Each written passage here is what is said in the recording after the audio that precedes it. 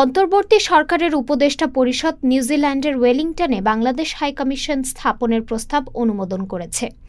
মন্ত্রিপরিষদ বিভাগের জারি করা সংবাদ বিজ্ঞপ্তিতে এসব তথ্য জানানো হয়েছে।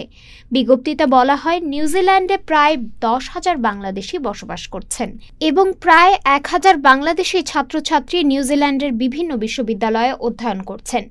ভৌগোলিকভাবে নিউজিল্যান্ড মূল ভূখণ্ড থেকে বিচ্ছিন্ন দ্বীপরাষ্ট্র হওয়ায় সমবর্তী দায়িত্বপ্রাপ্ত দেশ অস্ট্রেলিয়া থেকে নিউজিল্যান্ডে অবস্থিত প্রবাসী বাংলাদেশিদের যথাযথ সেবা নিশ্চিত করা সবসময় সম্ভব হয় না। অস্ট্রেলিয়ায় গিয়ে কনস্যুলার সেবা গ্রহণ করতে প্রবাসী বাংলাদেশিরা বিপুল অর্থ ব্যয়সহ নানা প্রতিকূলতার সম্মুখীন হন।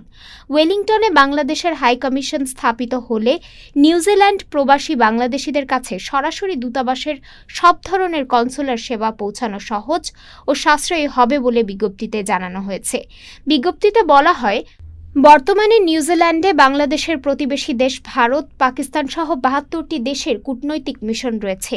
নিউজিল্যান্ডে বাংলাদেশের একটি মিশন স্থাপিত হলে তাই দুই দেশের মধ্যে দ্বিপক্ষীয় সম্পর্ক উত্তরোত্তর বৃদ্ধির পথ সুগম করবে। বিজ্ঞপ্তিতে আরও বলা হয়েছে, রাজনৈতিক স্থিতিশীলতা এবং সুশাসনের সূচক বিবেচনায় নিউজিল্যান্ড দক্ষিণ পশ্চিম প্রশান্ত মহাসাগরীয় অঞ্চলের অন্যতম সমৃদ্ধ রাষ্ট্র হিসেবে পরিচিত।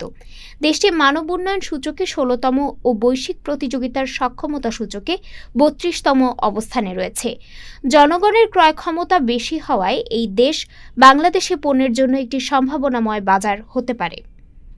ডেস্ক রিপোর্ট, আজ বার্তা, ঢাকা।